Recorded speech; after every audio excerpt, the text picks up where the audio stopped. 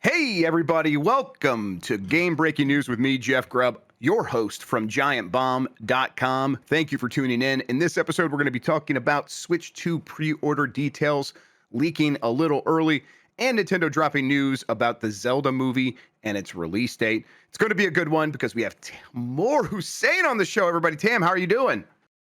I am awake. I am That's all we ready ask. to talk about games. I think that should be acceptable as a state for Friday. Yeah, I mean, really, in the morning. I think it's kind of overshooting things even. I Yeah, don't think being awake is I might be maybe doing too optional. much. Yeah, Glad you're here, though. It's been a glad to be here. busy week. We got some more busy weeks coming up. Going to kind of be maybe a little nonstop here over the next little bit, especially as we get closer to things like Summer Game Fest and the launch, wherever that may be, of the Switch 2. But I'm enjoying it. It's been fun Yeah. so far, but looking forward to a weekend of maybe taking it a little bit easy. I'm gonna beat Grim Fandango this weekend, Tam. That's my big plan. That But is yeah, admirable thank you. goal, Yeah, thank you. Yes, I'm on the last especially chapter. in 2025. Yeah, I've never played it before up until this point, so this will be a first time. But yeah, I am, like I said, glad to have you here. How have you been? You've been playing anything fun that you could talk about? Anything along those lines? How have I been? So I've been playing. What have I been playing? I've been playing Kazan. I Yeah, played that on the stream earlier this week, enjoyed which that. was fun. That was a good time. Beyond that, I am playing not as much as I want to be because I was busy with GDC and various other things, so I haven't been playing as many games as I would like to. Hopefully, I'll be able to spend this weekend playing some games. That would be fun. That'd be nice. I've got a few lined up. Some older, some embargoed to hell. So I'm excited to sit down and do that. Yep, same here. Absolutely. My, Yeah, my go ahead. Miu Mini Flip might arrive today. Yeah, did you see that? I think there's a Miu Mini Flip V2 now. I am so pissed. I am I know. so mad. And they announce new ones every week, but it's like the Miu Mini Flip had been there for a while. I'm like, yeah, they're just gonna stick with that thing. Apparently not. Nope, V2. So yeah, I saw that this morning I saw it while sitting on the toilet. That Retro Game Core had a new video with it, and I was like, Yeah, "Geez, that's what I saw too. And like the thing is, like it's taken my Flip I ordered it like months ago, and it's been out of stock. What are the chances that the one that I was sent, which dispatched like 2 days ago, is one of the new ones? I guess it's not impossible, but I wonder, like, I don't know how these companies are. Do they continue selling the older models for long after they have the newer models so they can have like different price tiers? I haven't been paying that close attention. I just kind of black out, buy something, and then it shows up a few weeks later. That's Yeah, been so my it's the move. same price from what I can tell. I'm just praying that they it's not the end of the world if I Sure. get the original one. It's going to play all the games you want to play on it. Yeah, exactly. And I already have like the RG Ambinic thingy as well. So this is more of a nice to have as well. And it also, like Russ says it in the Retro Game Core video, the plasticky hinge type thing is part of the charm of having an authentic kind of Game Boy Advance SP experience.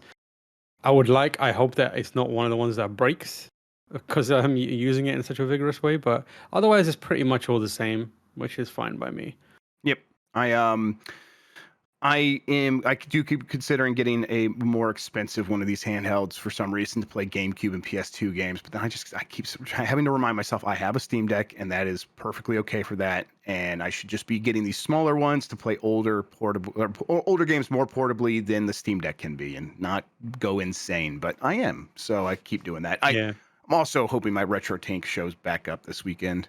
That would be nice. I sent it in like last weekend, so it's been about a week. Maybe it's a bit quick, but yeah, it broke, or it showed up broken. It never worked. So I'm hoping that the RMA gets returned here pretty quick. We'll see. I might just email the people that I bought the Miu from and just ask, which one did you send me? It's Keep Retro. I used Keep Retro. Keep Retro. Okay, they probably have pretty good customer support. Honestly, if you just say, "Can I mean, I don't know how because I would be like, I don't know if I want to swap it out, even if they give me the opportunity to. But maybe if you want to, be like, hey, can I just send this back and get the V2?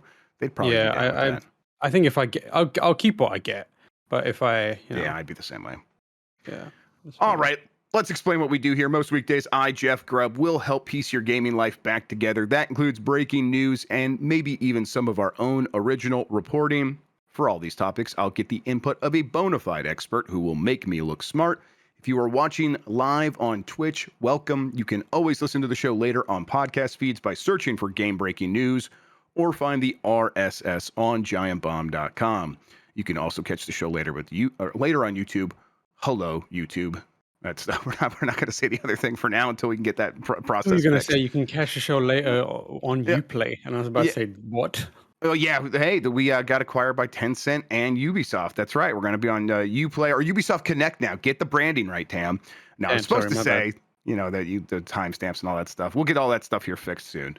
We have a lot to get into, so let's start the show with Ubisoft pumps as much as 12, or Ubisoft jumps its stock price as much as 12% after Tencent invests into a new unit as a subsidiary. This is from Johan Bodener and Alessandro Perotti at Reuters. Ubisoft rose as much as 12% on Friday after it announced plans to set up a subsidiary in which Tencent will invest 1.16 billion euros as the French video game maker seeks to recover from a weak performance in 2024. In a bid to recover from underperformance by some of the company's main titles, the Guillemot family, Ubisoft's founder and largest shareholder, began exploring talks with the Chinese tech giant in September.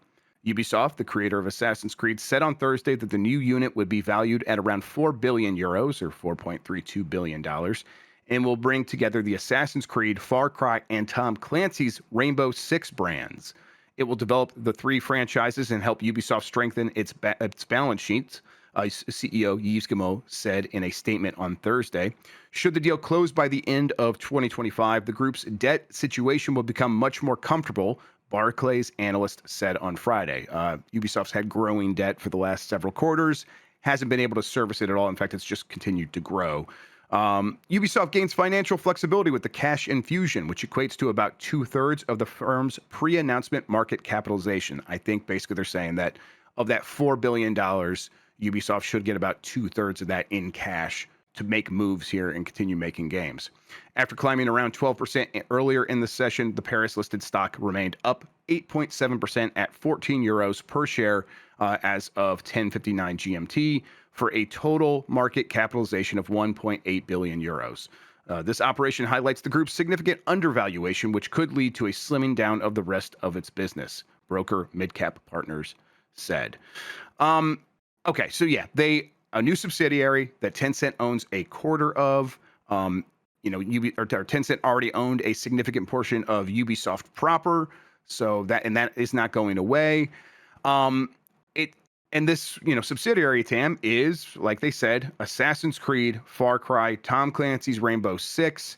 It sounds like this is the recent sort of rebounding of this strategy of bigger games, but fewer of them. We've heard this from Warner Brothers and a handful of other big corporations. Sounds like that's the plan for Ubisoft as well. What do you think? Let's start with these three franchises first. How do you think Ubisoft approaches this? Is this just like, hey, this is what we're working on now, and we will make big games based on them going forward? Yeah, I suspect so. I'm kind of confused that like Splinter Cell isn't there. I guess Well, I mean, it's is that under Tom Clancy? I well, they guess that said not, Tom but it Clancy's just Rainbow yeah, it Six just says Rainbow specifically, Six. Yeah, which is if they just said Tom Clancy, that's a different matter at it all. doesn't But even it's not even the division. Yeah, it's yeah, it's like specifically Rainbow Six. I wonder if internally they just use Rainbow Six as an umbrella brand for all Tom Clancy. I don't But think so. I think this is like them it's saying bizarre Rainbow because Six is the one that can make money as a live service game because it has done that for it's a long Siege, time right? now. That's the thing that they're Siege, probably yes. talking about, not like Ghost Recon or any of that Or Vegas and yes, yeah. or a Siege follow-up. But yes, Siege is the thing they're really talking about, Yeah, I think. so it's yeah, so it seems like Tom Clancy's Splinter Cell is out of luck, but it not necessarily doesn't mean it's not happening. They said they were making a remake of it. It could be the different. I'm not sure whether it's like now there's a subsidiary of Ubisoft which is tied up with Tencent for certain franchises that Tencent has agreed to contribute funding for. Right. Meanwhile, the existing Ubisoft also continues, and that's where their franchises or games that are none of the three mentioned happen. I don't know if that's the case, because in that case, we could have a situation where Tencent presents Ubisoft is funding Assassins, Far Cry, and Rainbow Six, while Yves Guillemot's family presents Ubisoft is doing the other stuff like Splinter Cell, like Prince of Persia, that kind Beyond of Good and stuff. Evil 2. That game's never happened. It's a myth. It's not gonna. I watched, like I said, I keep saying this. I watched the presentation live in person for that, and it was like seeing a bad magician do a trick and knowing Oh, exactly how incredible. it's happening. And I Uh-huh. was like, "You guys are this is only going to work on stupid people," and I was right. Uh-huh. um, Yeah, but go ahead. uh, yeah, I'm not sure what the arrangement is there. I also don't know what the benefit is in a meaningful, like, if they're making fewer games but bigger, they're still in the same situation where they're spending a lot of money. Now it's not just entirely their own money, which I guess that's the appeal of it. But is it now at a state where, because the split, they will make a profit on these games, or they will break even, or whatever it may be, just to tick the box that is, this is a success. I'm still not 100% how this changes. It's unclear to me currently how this changes Ubisoft's fortunes for the better, because right now it's clear that this has changed Tencent's fortunes for the better. They now have their finger in another pie. Currently, I've not seen any immediately kind of recallable success stories coming out of Tencent. So it just feels like Tencent getting, entry into another part of the gaming industry where it's being treated like this is a savior, but we've not actually seen what the lasting impact of Tencent getting in everything is. Yeah. The way I read it is the way that this helps Ubisoft in the immediate term is a lot of money, and they do need money to help with the debt and then to fund games going forward. And that money does come from Tencent. The other side of it, the reason that it's difficult to see how this helps Tam is because we look at it from what does this mean for the games? And then, also importantly, the people who make the games, the people who work at Ubisoft and make all this stuff happen. And that is not what this is about. This is about helping the Guillemot family stay in charge. And that's what this is. This is a subsidiary of the existing Ubisoft. And Tencent can just like slice off that and be like, if we're going to put more money into you, we're going to just put in money into the franchises that we believe in. And that's where that money should live. And Ubisoft's, that's great as long as we would stay in charge. And because it's a subsidiary, that's exactly how it's structured. The long term, the need for Ubisoft here is still going to be having to make successful games based on all this stuff, so that's really where the money comes from long term. But so that it hasn't really changed all that much, other than for now, Ubisoft is safe. If by that you mean, they'll keep making games that, from very recognizable brands here and there. If you talk about the rest of the people working at Ubisoft on stuff like Beyond Good and Evil 2 or on anything, Splinter Cell, who the hell knows? Is anyone on any of those projects safe? I wouldn't expect so, and that is kind of the real bummer here. Is there was probably a situation where they could have sold off Ubisoft or done some maneuver here where the Guillemot family stepped down and other people stepped in, and investors had a chance to be like, okay, we didn't have confidence in the previous regime, someone else can come in, the board of directors can appoint someone new, and now we can have a new vision here and we can feel good about that. And also kind of take that and be like, all right, because we're investing again, everyone who's been working here can continue to do so for the most part and try to make something of all these games that you have in the works. But that is not how this is going to shake out, it seems like. So it's an odd situation for sure. And as far as like Tencent's involvement, it's always worth pointing out that, Tencent's not trying to be like, we are going to be Ubisoft. Like we're going to appoint people from Tencent that are going to come and control this company. That's never really usually how they operate. They like to be an investment company. They want to put their money in, and then one day they want to take their money out by selling off what that is worth, or if the company gets spun out, and this gets a new sort of injection of cash from people who can invest in the subsidiary at some point down the road, because it becomes a different company. Well, Ubisoft or Tencent will benefit hugely at that point. So this is just about them continuing to invest in the video game business from a distance, and then kind of standing back and letting these investments mature over time. I, Yeah. For me, yeah, I go think ahead. the next big question is like, what does this do to the workforce? And Yes. you would think that having a cash injection from a company like Tencent would preserve the kind of existing staffing, and people won't be subjected to layoffs. But I feel like that's naive thinking. So a lot of like my feelings on this are going to also be dependent on what Ubisoft and Tencent does to the workforce, because Ubisoft has a big footprint globally, and I imagine that this cash injection came with some guarantees about reducing workforce or reducing expenditure on in that regard. So I'm kind of waiting for the other shoe to drop currently, Me too. and that is going to be really what defines kind of like the sentiment around this. I think people. I'm not overly, joyous about the fact that they spun out a subsidiary that's going to make more Assassin's Creed games. Great. Like that's good for people who love Assassin's Creed, and I'm glad that franchise has a future, but it's hardly exciting for me. But I will be kind of less kind to this. My sentiment would be less positive towards this if it means like mass layoffs.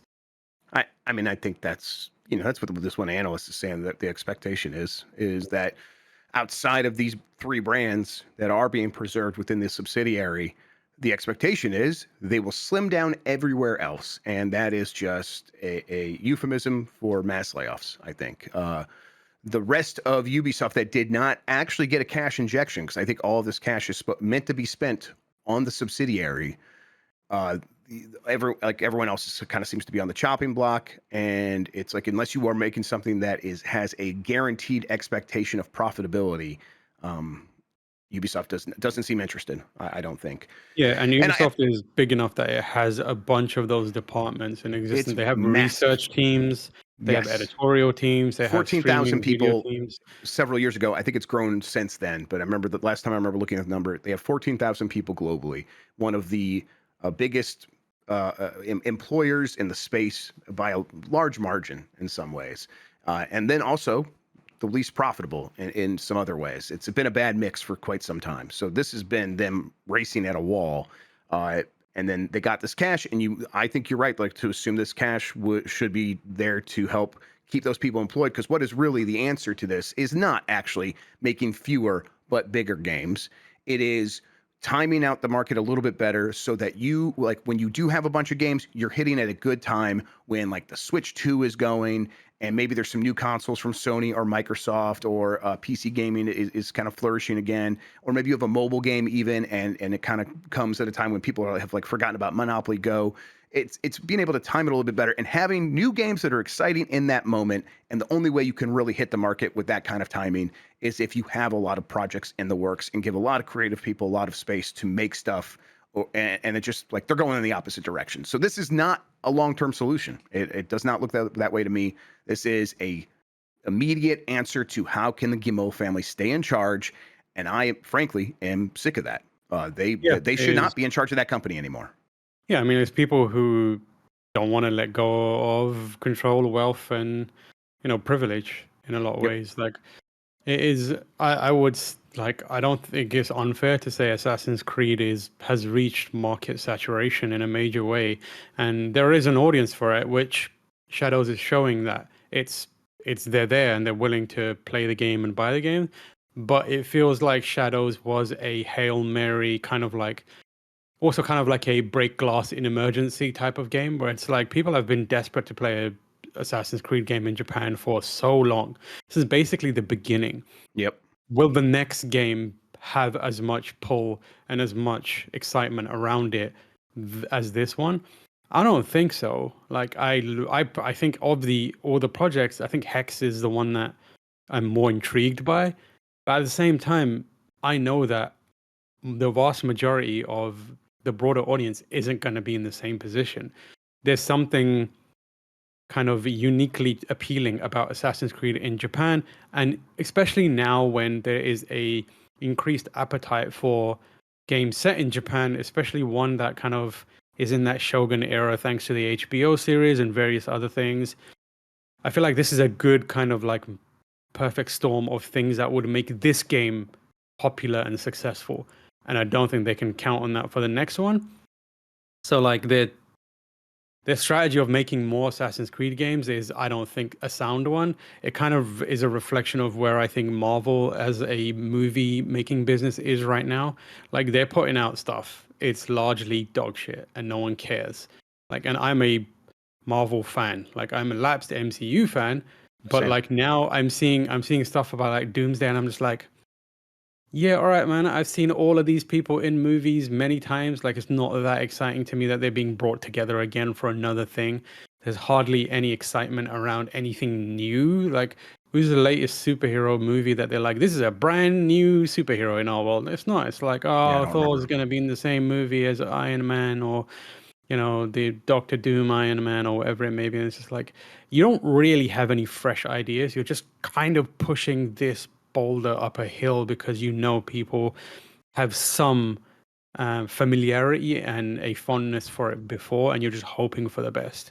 There's not really any interesting risks being taken. And I think the Assassin's Creed franchise is so far into a plan where this, kind of hub system where more games are going to be feeding into it, that it's hard to pivot into something that's completely unique and take a risk with it.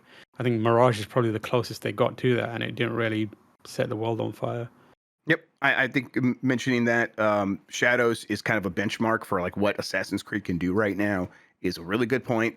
The next one is Hex is the rumor, and I think it's pretty well confirmed at this point, which And is Hawking's one, so it's got some yes, game people juice behind it. exactly. And I will always check out Clint Hawkins games. I absolutely. The next one is supposed to be set in the Holy Roman Empire in like the Germanic region. I think I'm not very good at that kind of history, but that's kind of what I recall from some early reporting. And whatever the setting, who knows? It takes so many confluence of elements to make these games really pop off and find a massive audience. Maybe that does work for a lot of people. I don't know, but I think you're right to be like, I think the current ceiling is what Shadows is doing. And we had Reese Elliott on the show yesterday from Media Research, and he's like, it's doing really good. It's just not the silver bullet that Ubisoft needs. And I think we No, all knew that would be the case. And it's like, well, that means the next Assassin's Creed probably isn't as well. I guess 5 Assassin's Creeds in a row that are as successful as Shadows is maybe it, but that's way easier said than done. I don't expect that to be the case. if I had to predict where they're gonna go, I think they will start remaking Assassin's Creed games from the earlier era. Like I am bracing for Assassin's Creed 2 remake to happen, where it's like more Yeah. modern, more up to date, and that is what they put in between these bigger Witcher NV games, where it's like those are the ones that they hope will do like crazy numbers and they spend a lot of time on. Whereas the stuff in between, whatever support studios remain or whoever it may be, I think the next, I don't think it's going to be too far, or I don't think it's too far fetched to think that there's going to be a modern engine remake of Assassin's Creed 2, Brotherhood, and Revelations, maybe. Yep. All right, let's move along. Nintendo's Legend of Zelda movie gets a 2027 release date. This is from Michael McWhirter at Polygon. The live action Legend of Zelda movie will be released worldwide on March 26th, 2027, Nintendo announced Friday. How did Nintendo reveal the date? Through its new smart device app, Nintendo Today, which is not a website. It's just an app you have to download to get a little tidbit of information that I actually got first on social media because someone else just reposted it. Nintendo's weird. I guess we could talk about that as well. But What are you doing, dog? Like, what is this? I mean, we know why they're doing it. Like, it's very clear to me that they saw a toxic Nazi billionaire buy a social media platform that they used most frequently to reach out to people, and Nintendo's like, well, we don't like that. I don't care for that at all, is what I think Doug Bowser said. And then they're like, okay, well, how can we avoid this situation in the future? Let's Then the next thing is make our own app. I still think that's crazy, even if I understand how they got themselves there. Just make a website. Why is this not a website? I don't understand. The internet is still there. Can't it just be a website? I guess it can be, but they want to do. Websites don't traditionally come with notifications, right? They won't ping anyone and be like, hey, They can, but you're right. listen. Everyone says no to those. Yeah, I mean, listen, it can be Yeah. an app as well. It can be, but No, also a website. I mean, I, apps are I, just I, websites. I think like I didn't think about the whole it being a response to the worst gamer, biggest gooner owning Yes, a social platform. Nintendo Um, loved Twitter, I think, and then yeah. he's like, "We need However, $40,000 a month from you to post clips that make our website popular." And Nintendo's like, if "Get you're the gonna fuck if out you're of gonna here." do that as a response, make a full like go all in, make an actual social network, like bring Yeah, back Miiverse, like yeah. do it I your mean, yeah way. or yeah. Yeah, exactly. On yeah. Like do go ham with it. Don't just give me another website, I'm with fake you. website in an app. Like give me a social network. Even if it's bad, I'd I'm gonna take download this that thing. over just a annoying app that just tells you, hey, I know you've seen this literally everywhere else, but there's gonna be a Zelda movie in 2 years or whatever. Do the dumb thing. You've Tomodachi Life is back, That's Metroid is right. back. Bring back Street Pass, bring back Miiverse properly on phones, and just let us yeah and un-yeah. Okay. I listen. I'm a Nintendo fanboy from when I was young. But something needs to be done about us, Tam. I opened up Google Play on my Android device to install Nintendo Today exclamation point, and it has a 4.7 star out of 5 rating on the store. Like, who is just like so enthusiastic that they're giving this thing 5 stars? I opened it. It's just the date with the It's yeah, is it that cheat it's a sheets. calendar where it was occasionally you get news. This is this is terrible.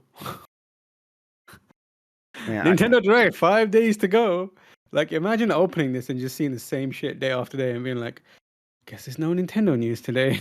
I gotta sign into my Nintendo account. Oh no, Having I'm said already that, signed that's in. pretty sick. That's a good I mean, Samus Samus. Listen, image. I'll look at pictures of Samus all day long. Don't you worry Absolutely. about that. Yeah, but there's deviant art for that. Of course, exactly. I have websites for that. Yeah. All right. Zelda, March 2020, 2027. We still don't know much about this. We've not heard much about. We know the director is still Wes Ball, who was the director of Maze Runner and Kingdom of the Planet of the Apes, which was pretty okay, pretty good, is my understanding. I still haven't seen it. I don't think it's as It's good as the. extremely okay. Yes, it's not as good as the No, director of the Batman. What's his name? no, it's not the Matt Reeves Matt. Thank you, Matt Reeves, trilogy. which I think are fantastic. I love Oh those yeah, Planet of they're the Apes great. movies. But okay, that's what we know about this, and now we have a date, which is how Hollywood works. Like we get dates for movies pretty early on before we get a lot of other information. Does hearing this date make you think that this movie is somehow more real? Because I'm still No, struggling with it. no, I'm not at all. Until I see a trailer, even then I'm gonna be like, hmm. But until I see a trailer, this thing doesn't exist to me. Also, I don't know why people want this. Like, is Link gonna talk in this? Because I really don't want Link to talk. He's Like, gonna I talk. don't. Yeah, Yeah, I don't like that man. I just I don't want to hear him chatting away. Like, I think he just needs to stare at people and be like, huh? And then just do what they tell them. I really want it to Um, happen just because it continues to be funny to me that Sony is making Zelda, and so that's pretty funny, yeah. I want this Sony made Zelda thing to come out, and that's kind of where I'm at with it. That's all I'm really excited about in this moment. I listen. There's a chance this is good. I think it's a slim chance, and you're right that I think it's going to be weird when Link talks. But people have wanted Link to talk in the games for a long time. I'm not one of those No, but people. who are these people? I know What do you think Link has interesting to say?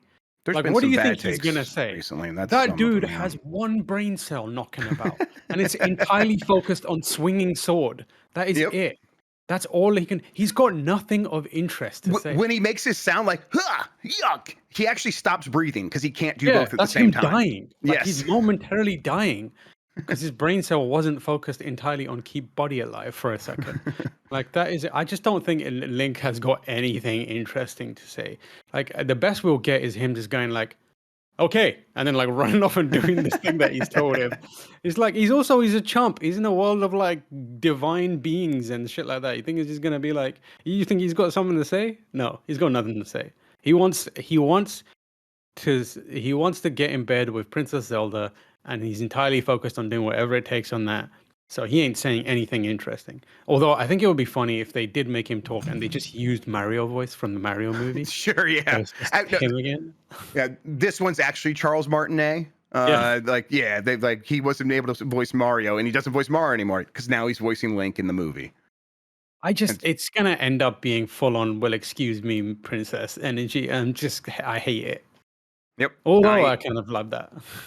I mean, I think they'll probably do like one reference to the cartoon. He probably will be like, "Excuse me, princess," at one point, and it's like, okay, as long as the whole attitude isn't that way, because that would be too much snark these days. But I don't, whatever. This movie's gonna come out, and if it's bad, I will forget about it. Like it'll be completely fine.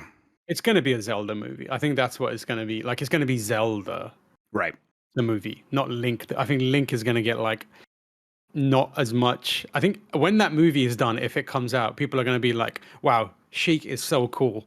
Yeah, you're right. And then And that's like that's Link what is there also. Yeah, Link Yes. is there also, but we know the real work is being done by Zelda in disguise, which is like great.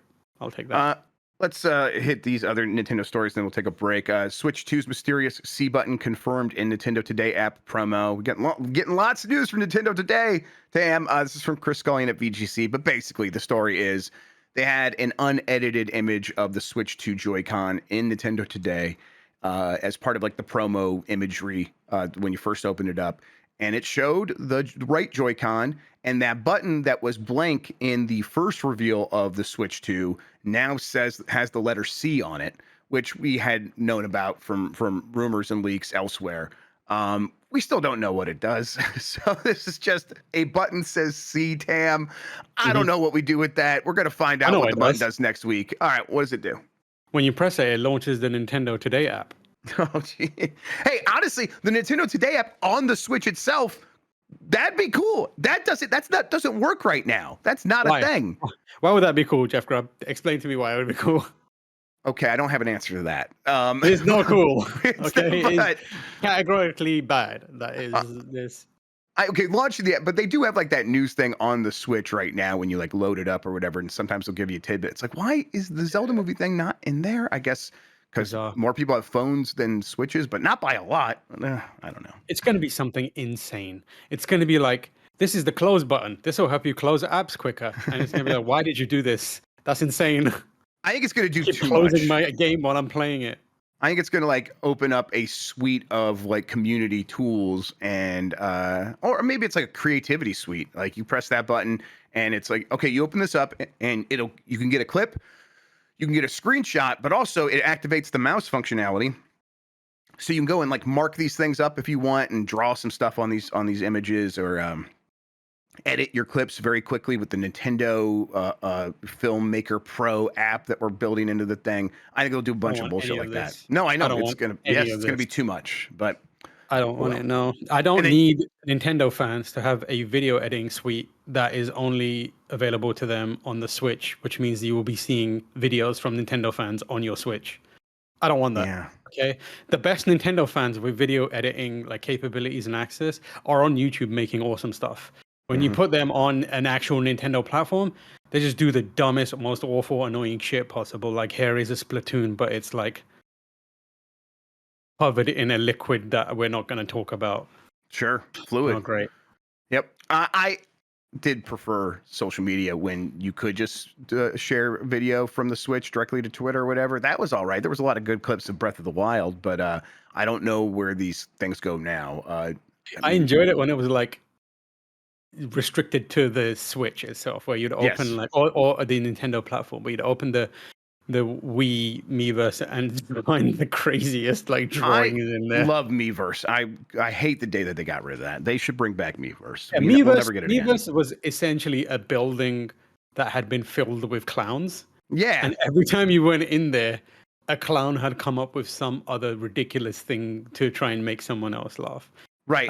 That's how I like my platforms. You walk in the door of the Miiverse, and there are a bunch of robot hands come out and apply the clown makeup to you as well. You become a clown when you enter Miiverse. Yeah, and then you walk around a corner and it's just like a picture of Samus taking a shit. And you're Yeah. just like, why is this here? Or a kid talking about the troubles in his home. And I'm like, Yeah, I kind yeah. of get why Nintendo doesn't want to It's bring like back the now playing Miiverse. Kirby, and then the message is, I haven't been fed in 2 years. And you're like, what's going on? Nintendo may have given away a clue about how some Switch 2 games will work. This is from JFan at GameSpot. Jason Finelli, shout out. The most recent Nintendo Direct presentation introduced virtual game cards, or the ability to share digital games between multiple Nintendo Switch consoles in one household or under one family account. However, the official website explaining the concept makes an interesting reference in the fine print that may shed light on how the company will define enhanced Switch 1 games going forward. Hidden among the asterisks on the bottom of the page, the website refers to heretofore unannounced term called Nintendo Switch 2 Edition games. Specifically, the site reads Nintendo Switch 2 exclusive games and Nintendo Switch 2 Edition games, emphasis added, can only be loaded on a Nintendo Switch 2 system. The capitalization of edition in the phrase is what's interesting. While Nintendo has mentioned that the Switch 2 will be backward compatible with select Switch 1 games, the company hasn't elaborated further on how that will work. This new phrase and the way it's presented on the official Nintendo website implies that it is an official term to distinguish between Switch 2 only games and Switch 2 versions of other games. So Switch 1 games that get some sort of update to run better on Switch 2 that is bespoke and different from just running the game in backward compatibility mode. This is something we see on stuff like PlayStation, right, Tam, where every time I go to install a game, it feels like every time it's like, do you want the PS5 version or the PS4 version? Thankfully, it always defaults to the PS5 version now. It didn't for a while Yeah. there. Whatever they figured that out. I'm complaining about something that's been fixed. I don't know why I'm doing that. But we've seen this. This is a solution to a problem that is created by having robust backward compatibility. The assumption here is there's going to be Switch 1 games that get Switch 2 exclusive updates by just plugging in the Switch 1 game. And I think this is kind of what we're expecting. I think we still don't fully know how this is going to play out, though, right? No, it's kind of I mean that would make sense. I don't expect that is exactly how it's going to be because it's far too simple a solution, and Nintendo loves to slightly overcomplicate things. But I think it's really fascinating that it's like select Switch games will run on the Switch 2, which again it could be what you're saying, where it's like select Switch 1 games will have a Switch 2 upgrade. That's what I hope it is and what I'm I treating it think as. so. But it could be a situation where it's like, oh no, we have to, something in the tech has changed and we have You're to manually go in and create a emulation environment for Switch 1, like the Xbox had to do for Xbox 360 games for a really long time. Like if that's the case, it's going to be wild and weird. But I think you're right in that it's just going to be like, I bet you they charge for it as well. It'll be like $10 for the Oh, I upgrade or think there's, something like that. yes, we don't know, but I think you're right that that is a likely scenario here that we come out of this on next Tuesday, I think it is, and we find out what's going on with the Switch 2, and that direct ends with them giving us all a bunch of details about this kind of stuff. It says, hey, something like Breath of the Wild is it'd be a lot better on Switch 2. If you have the original game, though, you can update that for $10. I mean, Sony Yeah, does that for a lot of games. Nintendo likes money. They're going to want to do that too. I wouldn't be mad if they were like, if you want to update this game, just this game individually, pay the $10 or whatever. But if you have a Nintendo online Switch online subscription in this category, you'll get that upgrade for free. Like that is, I'll take that. But Yep. I doubt they'd do that. I think for backward compatibility for Switch 1 games, running the Switch 1 edition on Switch 2, if that's how it gets referred to, I think that there will be a handful of games that do have, maybe more than a handful, that see improvements running on Switch 2, but a lot of that depends on how the technology actually works. Because this is, for as much as this is a Switch 2 and it just looks like a Switch again, the innards are different enough that I bet it wasn't a simple process to get backward compatibility working on here. So it's not like this is just a more powerful Switch 1. It is a new system that has a backward compatibility layer that enables Switch 1 games to run. Now, NVIDIA probably did a lot of that work, and in that process, likely had features to be like, hey, if a game has an unlocked frame rate, we're going to give it as much juice as we can possibly give it, and maybe it's going to run way better than it did on Switch 1. That's possible, but we just don't know yet. So we can get our hopes up. I am getting my hopes up a little bit that a lot of these things will make some Switch One games run better than ever. But I'm not expecting the world either. What Switch One games are you excited to have running better than ever so you can play? I mean, really, it is the ones that come to mind are the Zelda games. Those are the ones that have the performance issues. And they didn't kill anything for me. I will very much like to see Breath of the Wild running at 60 frames per second just on Nintendo hardware. I've seen it elsewhere. Same. I think that's right. Yeah.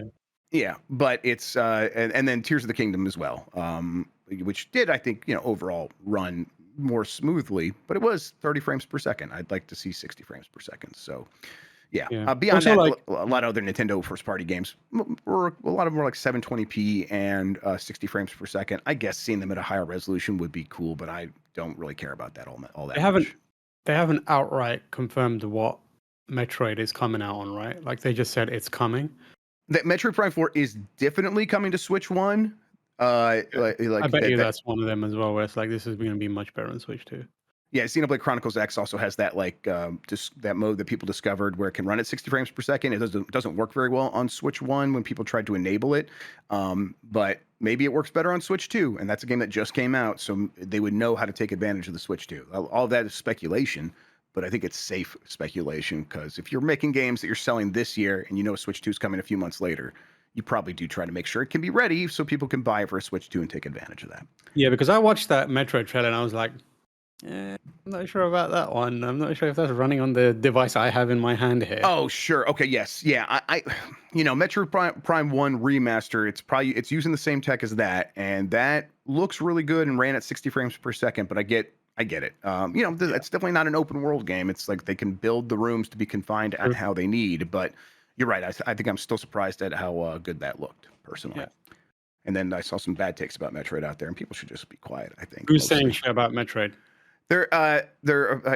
Here's one. I can't remember the exact wording, but Mike read it to me from Reset Era, where someone's like, the enemies in the Metroid Prime 4 trailer weren't stoic enough. I just can't take this game seriously in a post Dark Souls world. And I've kind of I'm like, I need to go. What? I need to go start a flame war. I need to get back on the message boards. I got to go back to the old me and do something about these goddamn nerds. As a noted Dark Souls fan and a From Software fan, I would just like to say, what the fuck are you talking about? What are you talking about? What did you say? That's insane. That's maybe the dumbest thing I've ever heard in a long time. And if there's anything if you need a case made for staying off Reset Era, that is it. Like, what the fuck were you talking about, dude? Like, those are words. Those were definitely words put together. They didn't say anything. No, it's nothing. And they thought they were cooking. They thought they were fucking just dropping. I woke up this morning. Heat. I woke up this morning and opened my Word of the Day app, and it gave me the word stoic. So I'm gonna make this work. And it's just like a dog. What are you chatting about, homeboy? I'll read the exact quote. If we're going to be mad about it, we might as well be accurately mad. Not crazy about it. There's a lack of elegance and stoicism in the enemies that makes the game feel off to me. It's very hard to take it seriously in a post-Dark Souls world. Yeah, that's... that has to be right? It's like copy pasta. It's embarrassing. That has to be bait. That has to be. There's no way that's not bait. That is... Can you say that again one more time? Yeah. Let me get it right here. All right, here it is. Not crazy about it. There's a lack of elegance and stoicism in the enemies that makes the game feel off to me. It's very hard to take it seriously in a post-Dark Souls world. Okay, so... I get more mad every time, Tam! What part of Dark Souls enemies exude elegance? Because I have played those games many times. Those are mindless, emaciated, zombie-like creatures that literally, they just thrash with their swords in their hands. They're just next-gen punch-out enemies, which is what I want. That owns. Like, there's very few enemies in the Dark Souls universe or the From Software universe that I would describe as elegant. Maybe like the Dancer of the Boreal Valley from 3 or Lady Maria or something. Most of the Dark Souls enemies are like slobbering, gross, otherworldly shit that is like falling over each other, and they're hairy and sweaty, covered in blood, and they're just like manic monsters. And this dude is looking at it going, that's elegance, baby. I need that in my Metroid Prime. There was one other take where then Mike was fine at least and just sharing them all with me, and I was begging him to stop, but he didn't. So another one's like, why would anyone play this in a world with like Doom 2016? And I'm just like, you damn children, this is not a shooter. It's a No, Metroidvania. here's what I'll say, right? If you read this comment and you go, I want to see what this elegance is, and then you stick on Dark Souls for the first time. The first major enemy you fight is a giant fat bat thing that jumps in the air and tries to butt stomp you. And it's like, and the And stiffness it's got a of tiny little like peen on show as well, I think. Oh, how is that elegant? and Dark Souls like it has a stiffness to it that is part of the gameplay and part of the mechanics that makes it fun to play for me. But I would not describe that as elegant. Maybe that's the stoicism. I don't goddamn know. All right. This person is out there guaranteed making explicit art of the asylum demon, like just mating with him, and like he's doing so gross elegant. like OnlyFans Dark Souls pornography, guaranteed. All right, it's a late break, but we're doing it anyhow. Let's take a quick break. We'll come back and we'll get through the rest of the headlines right after this.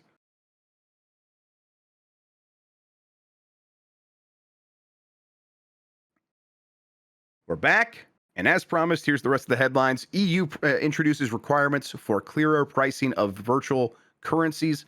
This is from Marcus Pearson at Game Reactor. The EU Consumer Protection Network has issued new guidelines on the handling of virtual currencies in games, which will require a clearer transparency to protect consumers. These guidelines require that games offering the purchase of virtual currencies with real money also display the actual price, whether it's in pounds, euro, krona, or another currency. The initiative follows a review of the game Star Stable Online, which found that the game encourages children to make purchases with real money. Organizations such as the Swedish Consumers Association argue that many popular games such as Roblox, Fortnite, and FIFA do not meet these new requirements and may need to change their business models. This is like old school obfuscation to encourage people to spend more money in a game so they don't think about the direct relation between what they're doing and the price that it's costing them. Already like people have a disconnect from spending money online or like with a credit card as opposed to spending cash. So that's like one layer. And then all these games are like, let's go another layer deep and make you buy currency. And then the currency can be called something else. So you don't relate it directly to the money that you own. And also, once it's in our system, it's in our system. And even if you don't spend it on something, we have it. We've captured the value and we've given you fake value in return. It's always been like obvious that this should just be put the real dollar amount next to all this stuff. We don't need your Microsoft points. Get out of here with that. Just tell us how much money this stuff actually costs. No more 1,200 points is actually $10 or anything like that. Or so you feel like you're getting 12. Oh, I'm getting 1,200 points. It's like, no, that's actually $10. It's frustrating, and they need to do something about it. And I'm glad someone is. It's Europe as usual. Yeah, Europe. I think it's going to have a noticeable impact considering FIFA and the EA sports games, the popularity of 100%. sports games out there and stuff like Ultimate Team. That's been a kind of fertile ground to confuse and bamboozle consumers so that they're spending money in ways that are like desensitizing them to the value of that stuff. And I feel like it's going to have a good impact for that, I hope. And it needs to be there because some of that stuff is like very predatory, especially in the EA realms for when it comes to sports. I think 2K has some as well, but like between the FIFA stuff or the EA soccer club, whatever it's called EA now, Football Club, yeah, yeah, and Football Ultimate Team or whatever it is, yeah, fucked. And Fortnite Bucks, I think there's going to be a noticeable impact of this, which is good. It's welcome. Yep, absolutely. Real quick hit, Hogwarts Legacy paid DLC is reportedly canceled by WB. They're probably just going to go move on to Hogwarts Legacy 2, which maybe makes sense. Also, PS5 exclusive Ghost of Yotei still on track for 2025 release. This is from Robert Ramsey at Push Square.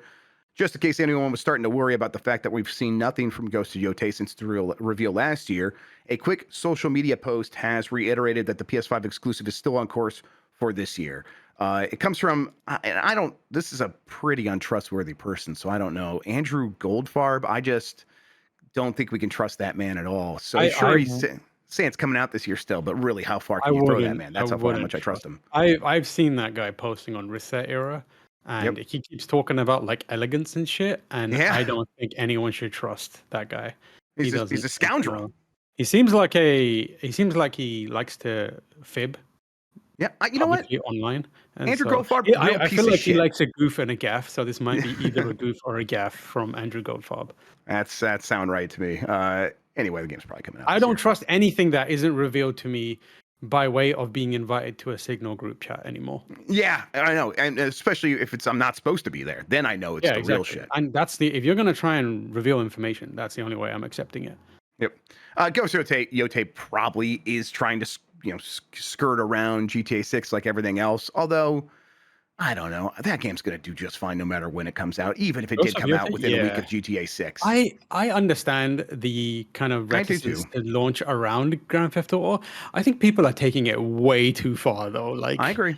it is like both the most dumbing down of consumers possible, and like it does make some sense, but like people are going to buy the games that they're interested in regardless of whether another game they're interested in exists.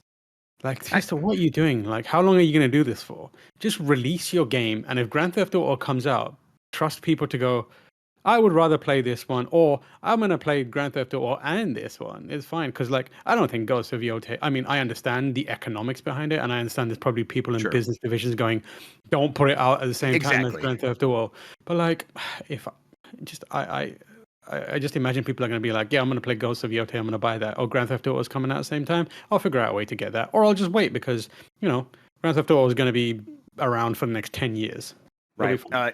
It is definitely a situation of like to a hammer, everything looks like a nail. To a marketer, Grand Theft Auto 6 always looks like this impossible, impenetrable storm that's going to take out everything, and there's just no way to get around it. And it's like you're probably overthinking it.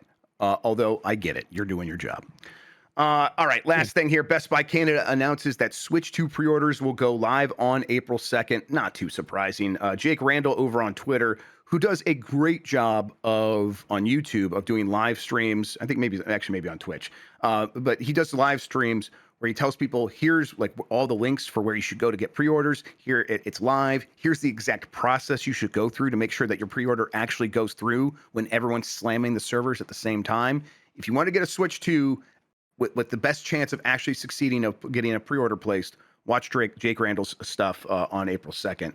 But April 2nd is the day. What this guy's live streams pre-orders? Yes, and it's huge. He's hugely successful doing it. Like he live streams, like he's like, here's, and what he's doing is he's giving everyone the tips and the tricks to help make sure that your pre-order goes through, and he knows kind of how all these systems work. He's an expert on this stuff. That's crazy. So I'll be watching Jake on that day because I will be trying to pre-order this thing. I'm not gonna. Listen, we should get him in.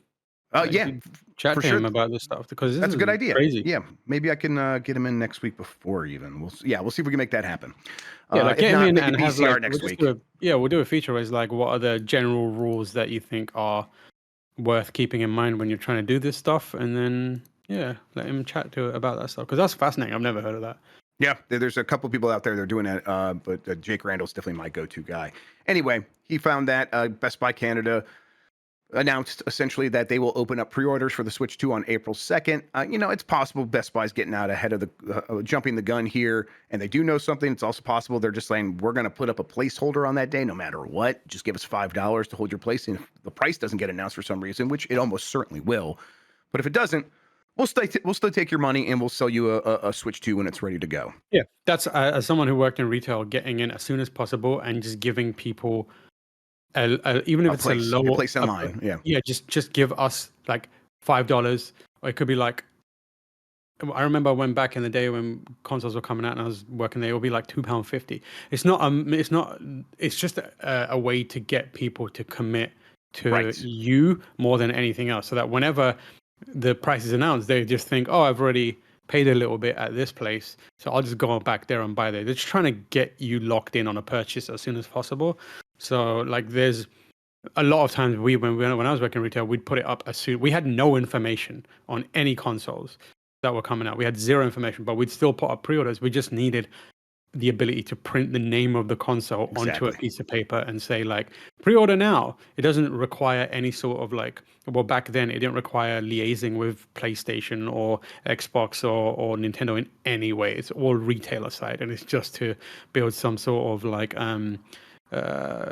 obligation towards, or like a perception of obligation towards that retailer. So you go there when it's time. Yeah, it's one of the things I enjoy about markets. I have a lot of criticisms of capitalism, but I think markets are pretty interesting tools. And being like, $2.50 or $5, just being like, you got to give us something. It just makes sure that the person making the pre-order is serious, right? You're actually willing to put a little bit of money in there to show that you have stakes. So you're not someone who's just taking up one of these pre-orders and isn't serious and isn't going to follow through.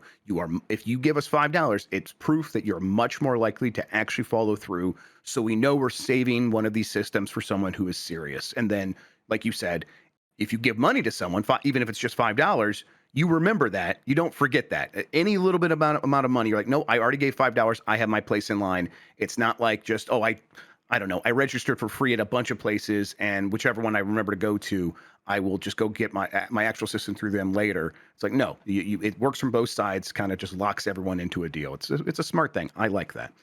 All right. Anyway, we'll find out more about what's going on. Oh, you know what? Here, from Wario64, Best Buy Canada took down their blog post about Switch 2 pre-orders going up on April 2nd.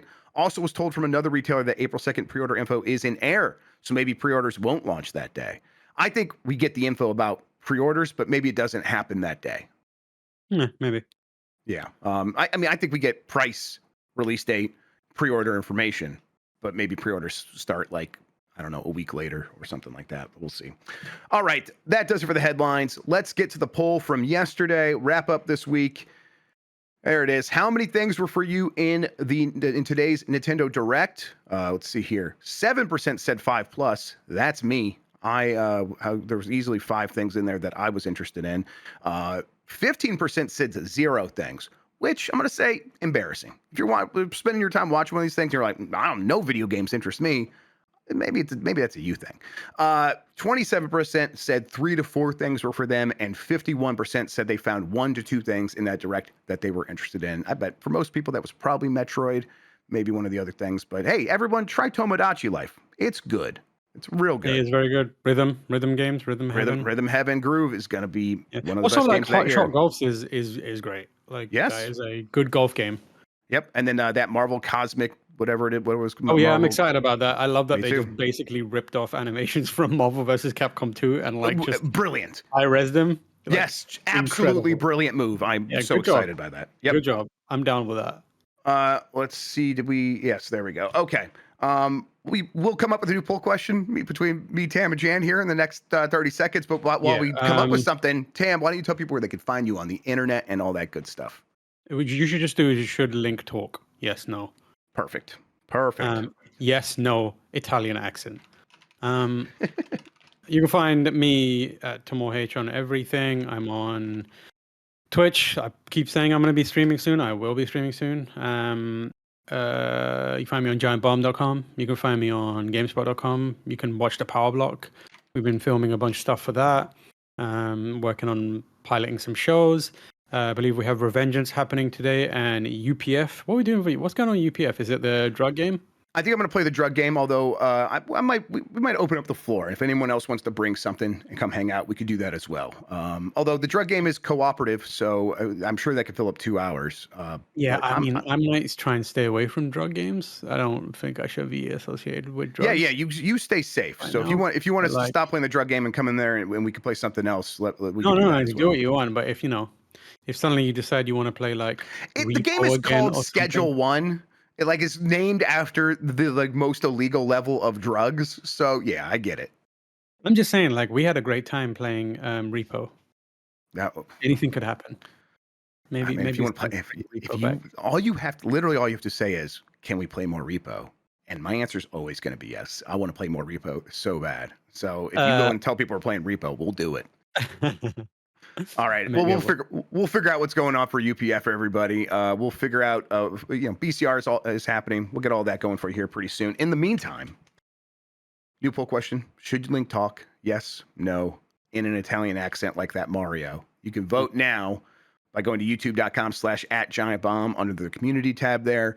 We'll get the results. We'll talk about it on Game Breaking News here on the Power Block, featuring Giant Bomb and GameSpot on Monday. Speaking of the Power Block, stay tuned. Right after this, it will be BCR. All right, Tam, Yeah, thank you so much before for we hanging out go, with I me would today. Oh like yeah, to just please. say to the American government that I have not dealt drugs. I have no interest in drugs. Of I've course never not. committed a crime. I do not intend to commit a crime. I am Of a course not. law-abiding citizen. I've paid my taxes. Thank you. I paid him twice. All right, Tam, thank you so much for hanging out with me today and talking about video games, man. I really appreciate it. Thank you for having me. I'm not sure if I'm going to be here next week. I might be traveling, but we'll figure it out, you know? We'll figure it out. We'll make it work. In the meantime, thank you all for watching and listening. You're the best audience in gaming. Until next time, have a good one. Take care of yourself and goodbye. Power Play.